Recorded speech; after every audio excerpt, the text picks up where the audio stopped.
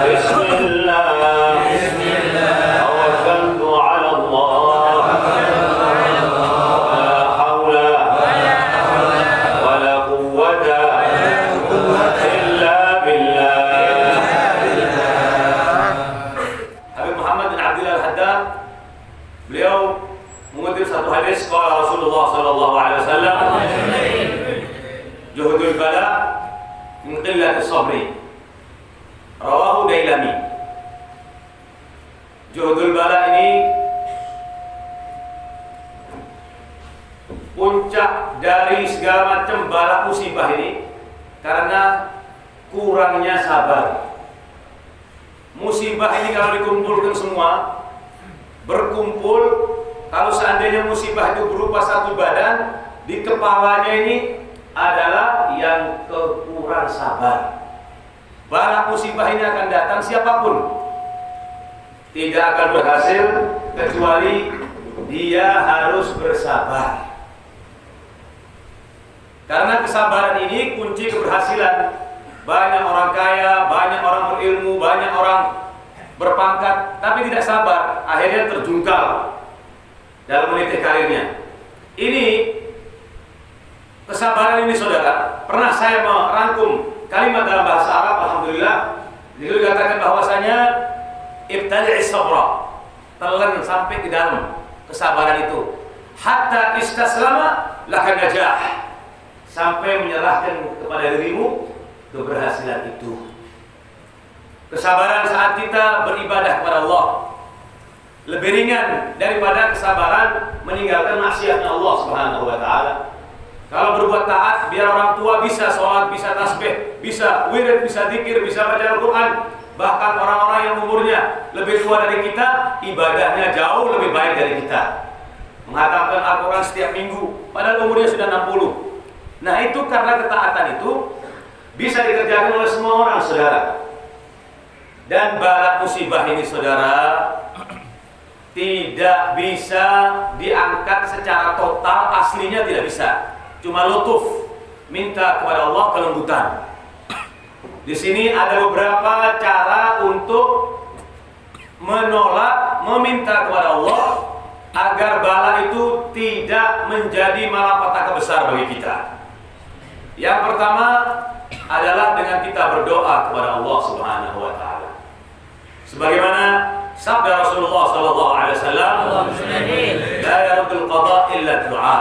Berdoa, minta kepada Allah sampai. Minta kepada Allah agar bala musibah yang akan diturunkan ke sampean biar perang di tengah sana di langit. Ya ta'ala jan dengan doa yang kita panjatkan kepada Allah sampai hari kiamat sehingga tidak jatuh kepada kita. Dalam kitab Bukhari dan Muslim dari Abu Abdurrahman Abdullah bin Umar radhiyallahu anhuma qala sami'tu Rasulullah sallallahu alaihi wasallam. Saya mendengar Rasulullah sallallahu alaihi wasallam. Dengarkan baik-baik. Tak kala 3 orang musafir melakukan perjalanan di padang pasir, tahu-tahu hujan, maka ketiga-tiganya masuk ke dalam gua namanya Ashabul Ghar. Masuk ke dalam gua. Subhanallah, Allah menghendaki ternyata batu yang di atas gua itu inhadaratil sakhra, jatuh sehingga menutupi pintu mulut yang masuk ke dalam gua. Sudah tidak bisa keluar, sudah. Batunya bertonton, saudara. Akhirnya salah satu di antara mereka mengatakan, utlubullah bisalihi a'malikum. Mintalah kepada Allah agar kamu dikeluarkan dari bala musibah yang ada sampai sekarang ini.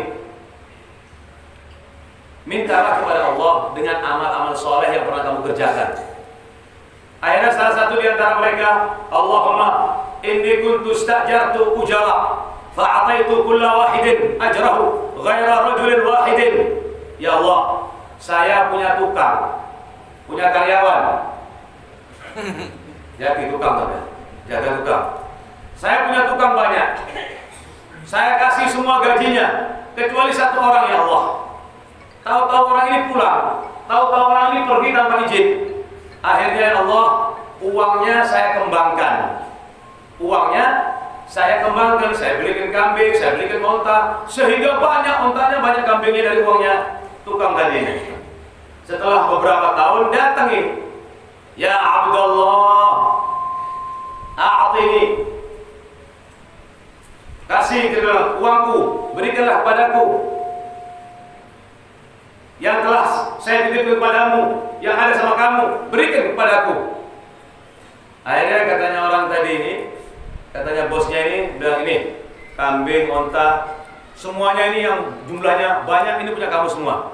Katanya tukangnya tadi, atas tahzibi, apakah kamu bercanda sama saya? Lah, saya tidak bercanda kepada kamu. Ambil. Subhanallah, diambil semua. Sampai baris ekornya, sampai baris ontanya, kambingnya, baris semua. Lalu orang ini berdoa, ya Allah, in kuntu fa'altu dzalika ibtigha'a mardatik, fafruj ma kunna fi ya Rabb. Kalau saya lakukan itu semua karena Engkau ya Allah, maka bukalah ya Allah pintu gua ini ya Allah.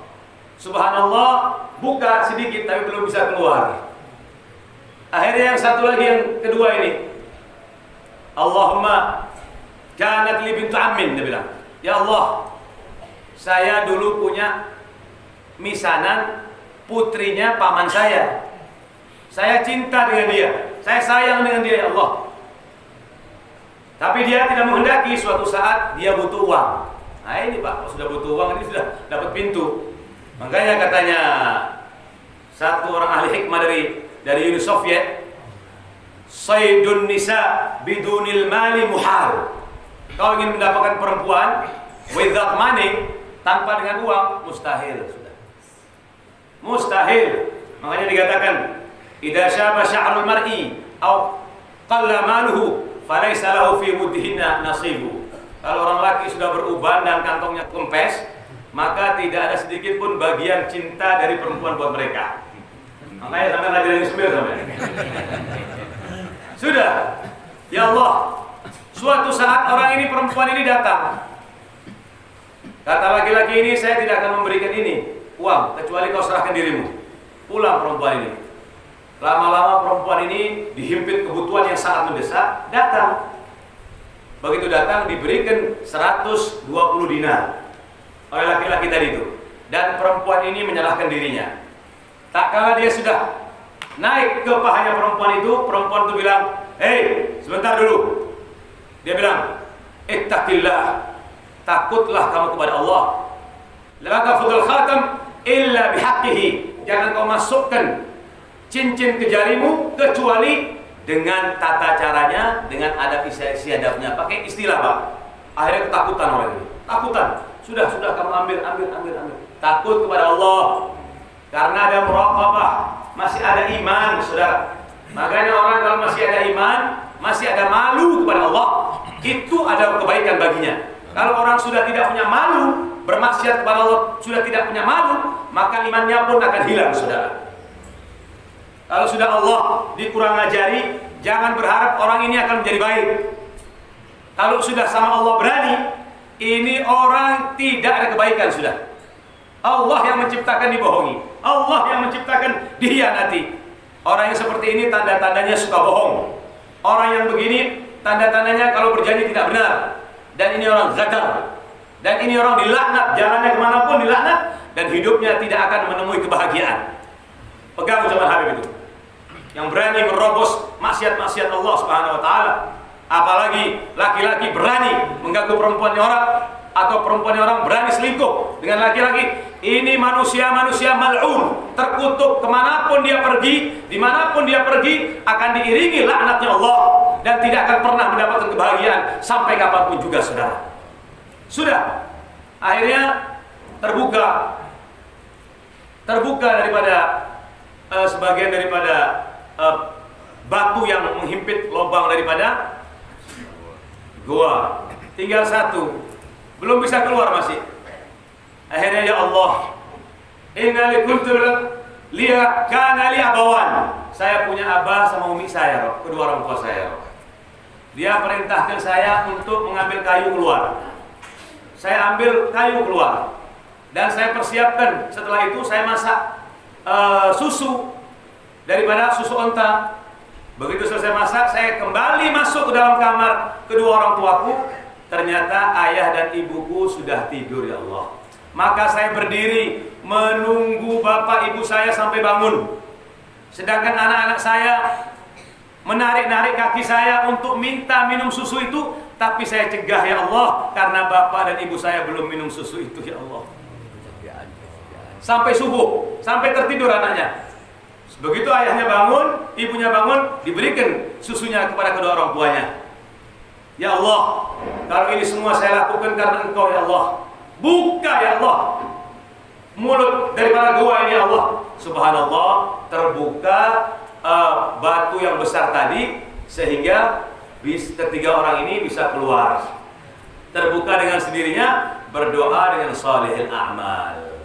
Yang kedua, saudara, sebagaimana dijelaskan dalam surat Al-Anbiya 87-88, di antara yang bisa merubah qada dan qadarillah itu adalah tasbih. Sampai banyak mengucapkan tasbih. Subhanallah bihamdi, subhanallahil azim, astaghfirullah.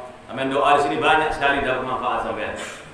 Ya, subhanallah dijelaskan bahwasanya dalam Al-Qur'an, falaula annahu kana minal musabbihin la labitha fi batnihi ila yaumi yub'atsun. Kalau seandainya Nabi Allah Yunus bin Matta alaihi salam bukan termasuk orang yang banyak bertasbih kepada Allah Subhanahu wa taala, tentu saya biarkan di dalam perut ikan hud, ikan paus sampai hari kiamat. Karena banyak bertasbih kepada Allah, karena banyak beribadah kepada Allah, akhirnya dikeluarkan dari perut ikan fanabadahu bil araq wa huwa saqim, dilempar karena bertawassul dengan amal-amal.